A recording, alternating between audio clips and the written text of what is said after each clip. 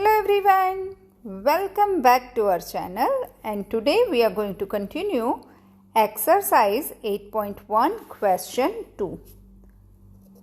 Show that the diagonals of a square are equal and bisect each other at right angles.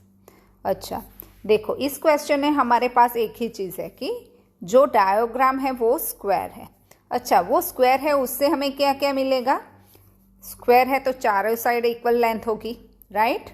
एक तो वो चीज़ और angle भी तो चारों 90 डिग्री हो गए।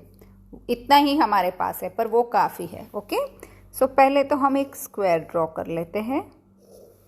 ओके ये हमारा स्क्वायर है A B C and D. अब हम डायगोनल्स ड्रॉ कर लेते हैं। Diagonals means the two opposite angle we connect with the line, right? So AC and DB are two diagonals. Diagonals का हमें एक तो प्रूव करना है कि diagonal equal है. Obviously it not looks like same but okay.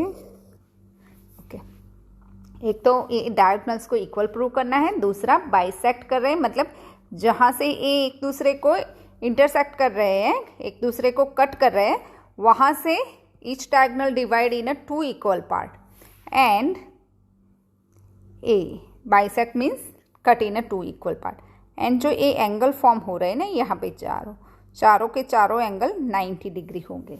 इतना हमें प्रूव करना है। पहले तो हमें डायगोनल्स को इक्वल प्रूव करते हैं। इसके लिए हम क्या करेंगे, एक तो एक ट्रायंगल ले लेते हैं ए बी सी एंड दूसरा लेंगे BAD। ओके अच्छा इसके अंदर थोड़ा कॉम्प्लिकेटेड दिख रहा है तो हम साइड में ड्रॉ कर ले हमारे कन्वीनियंट के लिए। ए और दूसरा ए है। हम नाम लिखने के टाइम भी थोड़ा ध्यान रखेंगे। ओके ए सी। ओके अच्छा यहाँ हमें क्या क्या मिलेगा, एक तो A angle and A angle 90 degree है। ये तो कॉमन साइड है तो इक्वल ही हो जाएगी और this side and this side are two sides of the square. Of course even though they are opposite so obviously it is equal but even in a square adjacent side also equal because all four sides are equal length, that's why, but these two are the opposite. सो पहले तो हम लिख लेते हैं। तो हमें तीन चीज़ मिल गई तो हम कॉन्ग्रुएंट बोल सकते हैं। अगर ये दो ट्रायंगल कॉन्ग्रुएंट बोले तो ये दो साइड क्या हो जाएंगी, इक्वल। और ये दो इक्वल हुई it means what, they are diagonals and जो हमें प्रूव करना है diagonals are equal, right. So पहले तो लिख लेते हैं किन ट्रायंगल के बारे में बात कर रहे हैं।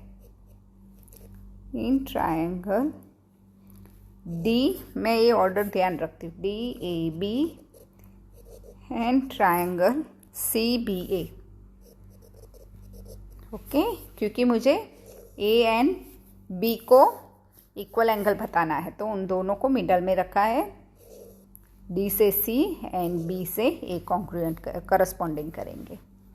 सो पहले लिख लेते हैं AB इक्वल AB। क्यों, क्योंकि कॉमन है।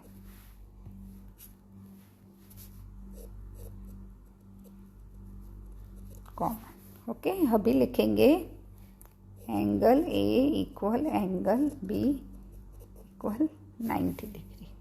क्यों 90 डिग्री कह रहे हैं, क्योंकि ये स्क्वायर के एंगल्स हैं। सॉरी अभी लिखेंगे AD इक्वल BC। गिवन है हमें, ये साइड डायरेक्ट गिवन नहीं है पर बोल दिया है कि स्क्वायर है तो हम लिख सकते हैं कि गिवन है। तो हमें इससे मिल रहा है 1 2 एंड 3। तीन चीज़ें हमें मिल गई। Side angle, side congruence rule के अंदर हम कह सकते हैं कि दोनों ट्रायंगल कॉन्ग्रुएंट है। So therefore triangle DAB congruent, यहाँ लिखना है तो लिख सकते हैं from 1 2 and 3 congruent to triangle CBA। क्यों लिख रहे हैं, by SAS congruency rules. Okay, मैं शॉर्ट लिख रही हूँ, आपको फुल लिखना है, फुल फॉर्म में। सॉरी। अच्छा, इसे कॉन्ग्रुएंट करने से क्या मिलेगा? ये दो साइड हम कह सकते हैं कि इक्वल है। सो लिख लेते हैं BD इक्वल AC। क्यों लिख रहे हैं? By CPCT। ओके, हो गया। सो जो हमें प्रूव करना था वो हमने प्रूव कर दिया। You can write the BD equal AC। हो गया। अच्छा, अभी क्या प्रूव करना है? प्रूव करना है कि ये बाइसेक्ट कर रहे हैं, ये जो लेंथ है वो इक्वल है। उसके लिए हम क्या करेंगे? अच्छा, एक तो ए ट्रायंगल लेते हैं, एक ए ट्रायंगल लेते हैं, उसको कॉन्ग्रुएंट प्रूव करते हैं ऐसे करके। तो क्या हो जाएगा? पहले तो ये दो लाइन इक्वल लेंथ है, राइट। दूसरा, दोनों पैरेलल है, और अगर इसे ट्रांसवर्सल ले ले AC को, तो this angle and this angle alternate हो जाएगा। सेम थिंग, अगर B को ट्रांसवर्सल ले लिया तो B इक्वल टू A भी मिल जाएगा, तो हो जाएगा हमारा काम। तो चलिए फिर करते हैं। मैं सॉरी 2। ओके,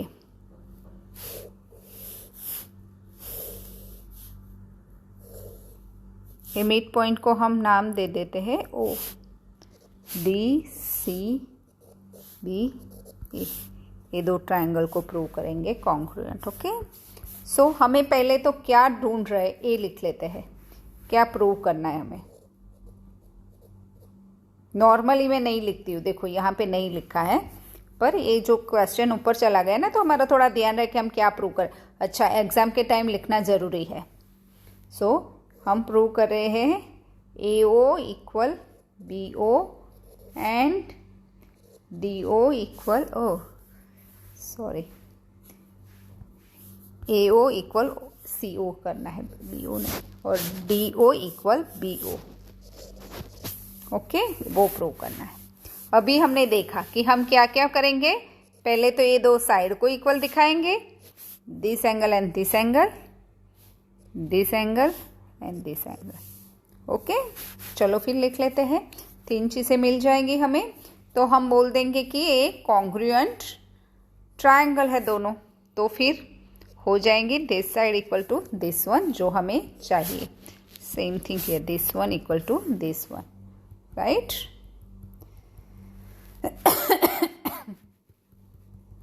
ओके, चलो फिर लिख लेते हैं। पहले तो स्टार्ट करते हैं कौन से ट्रायंगल के बारे में बात कर रहे हैं। Triangle AOB and triangle, do not right DOC, COD, because C से A को कॉन्ग्रुएंट करना है, करस्पॉन्डिंग करना है। सो COD। अच्छा, ए तो लिख लिया, अभी आगे लिखते हैं क्या चीज़ है। पहले तो एंगल लिखेंगे, एंगल ODC, मतलब कि ए वाला, इक्वल टू OBA। OBA क्यों लिख रहे हैं? क्योंकि alternate interior angle property pair. Okay, pair मैंने शॉर्ट फॉर्म में लिखा है, आपको फुल फॉर्म में लिखना है, क्योंकि हमारे पास इनफ स्पेस नहीं है। यहाँ डायग्राम आ रहा है, और इसको नाम देते हैं 4। वैसे ही AB इक्वल CD, क्यों? क्योंकि गिवन है। ओके, अभी लिखते हैं एंगल OAB, ए वाला एंगल, सॉरी, या OAB and OCD equal to OCD। Okay, हो गया। अच्छा, क्यों लिख रहे हैं? Alternate interior angles pair. हो गए। ए हमारा हो जाएगा 5 नंबर और ए हो जाएगा 6। ओके, सो 3 चीज़ें हमें मिल गई, तो लिख सकते हैं from, oh come on, from 4, 5 and 6। क्या हुआ, हमारे दो ट्रायंगल कॉन्ग्रुएंट हुए। Triangle AOB congruent to triangle COD by कौन सा रूल है, ASA से कॉन्ग्रुएंसी रूल। ओके, अच्छा, कोई ए एंगल को भी इक्वल कह सकते हैं, no problem. Instead of this one, if you want to take this one, then क्या हो जाएगा, एंगल साइड वाला। ए भी तो है ना हमारे पास एक कॉन्ग्रुएंसी रूल्स, AAS और SAA। ए एक है, फिर SSS है, ASA है, फिर SAS है, 4 हो गए। ये दोनों में से एक भी ऑर्डर ले सकते हैं। एंड RHS हमारे पास एक 4 और एक 5th आई मीन। सो देखो, सो हमने ए भी यूज़ कर सकते हैं। एक्चुअल में हमने यहाँ पे यूज़ किया है ASA, बट अगर ए यूज़ किया तो AAS वाला कॉन्ग्रुएंसी रूल अप्लाई होगा। सो कर सकते। सो एक ही क्वेश्चन को डिफरेंट वे से भी सॉल्व कर सकते हैं। अगर कोई स्टूडेंट को पहले ये दिमाग में आ गया तो उसमें कोई रॉन्ग नहीं, मैंने नहीं लिखा है इसका मतलब वो नहीं है कि वो यूज़ नहीं हो रहा है, वो भी हो सकता है। ओके, अच्छा, अभी हमने ए ट्रायंगल को कॉन्ग्रुएंट तो प्रूव कर दे। इससे हमें क्या मिल रहा है, therefore BAO equal CO and DO equal BO। क्यों लिख रहे हैं, बाय CPCT। ओके, हो गए। अच्छा, हमने सेकंड थिंग भी प्रूव कर दी। अभी हमें प्रूव क्या करना है, राइट एंगल। हमें ये प्रूव करना है कि ए एंगल राइट है। उसके लिए क्या करेंगे, हम एक ही तरफ का एंगल ले लेंगे, ए वाला, और ये 2 एंगल लेंगे। ओके, चलो फिर ड्रॉ करते पहले तो यहाँ पे AD है एंड AB है। ये हमारा ए है, ट्रायंगल का इतना पोर्शन ही लिया हमने। ओके, और ये डायगोनल O तक ही एक्सपेंड करके इतना, जितना हमें ज़रूरी था इतना पोर्शन ही हमने ड्रॉ किया है डायग्राम का। अच्छा, उसमें से हम क्या क्या कॉन्ग्रुएंट प्रूव कर सकते हैं, देखो। एक तो हम कह सकते हैं this one equal to this one, this one equal to this one. Why, because by CPCT हमने यहाँ पे प्रूव्ड अबव कह सकते हैं। एंड ये तो कॉमन है, हो गए। अच्छा, अगर ये हो गए हमारे इक्वल, तो हम कह सकते हैं this angle congruent, 2 triangle prove हो गए तो DOA इक्वल टू AOB हो जाएंगे। और बिकॉज ये दोनों एंगल स्ट्रेट लाइन पे है तो लीनियर पेयर्स है, और दोनों इक्वल है, मीन्स 180 हमें 2 इक्वल पार्ट में डिवाइड करेंगे तो 90 डिग्री मिल जाएगी। ओके, सो चलो पहले ये प्रूव कर लेते हैं। सॉरी। सो पहले हम लिखते हैं कौन से ट्रायंगल के बारे में बात करें। इन ट्रायंगल BOA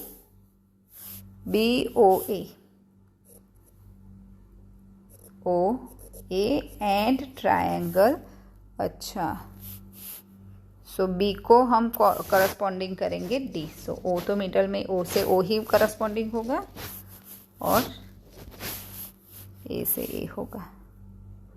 ओके, चलो फिर लिखते हैं AB इक्वल AD। क्यों, क्योंकि गिवन है, वो स्क्वायर है और स्क्वायर की चारों साइड इक्वल ही होगी। एक पहला तो मिल गया, सेकंड क्या लिखेंगे, BO equal DO। Why, proved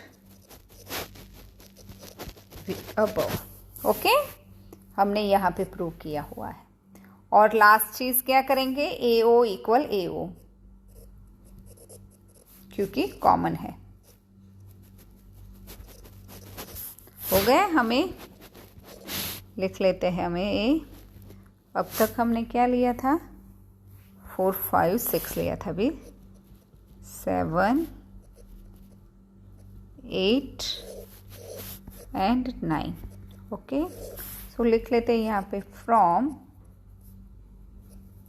7, 8 and 9 triangle BOA congruent to triangle DOA। अच्छा, ए कॉन्ग्रुएंट मिल गए तो हमें क्या मिलेगा अभी? अच्छा, ए कॉन्ग्रुएंट किस रूल पे हमने प्रूव किया है? एस एस एस, 3 साइड ली है ना, कॉन्ग्रुएंसी रूल। ओके, हो गया। अच्छा, तो हम लिख सकते हैं therefore angle DOA equal angle BOA by CPCT,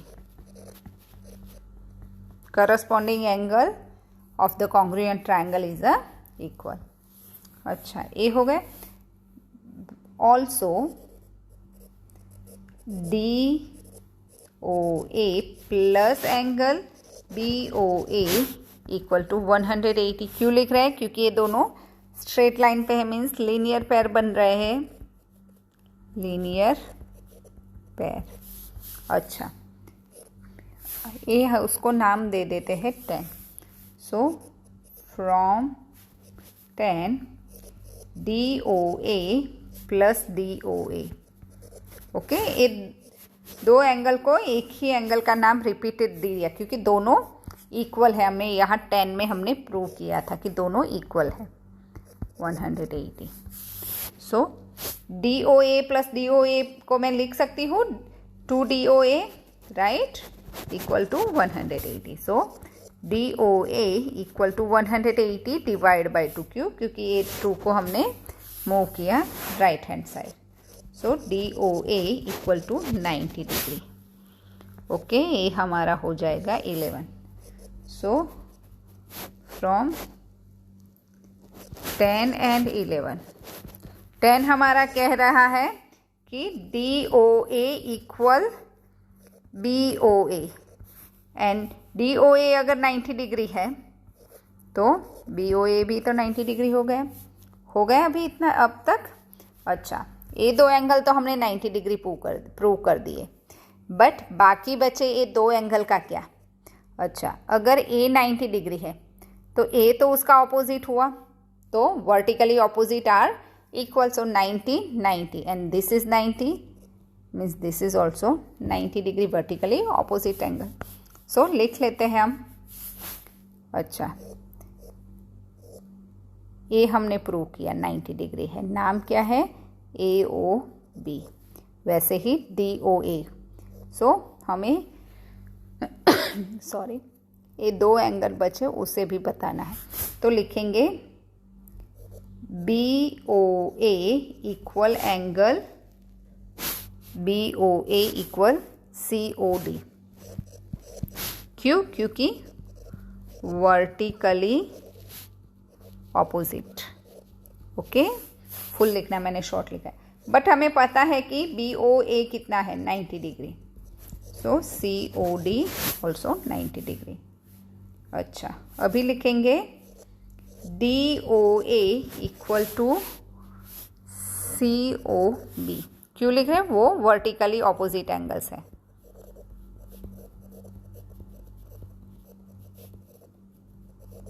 angles pair. Okay, अच्छा, DOA तो पता है हमें 90 डिग्री है। सो हो गया, ये भी 90 डिग्री हो गया हमारा सब कुछ complete prove. Thank you for watching. अगर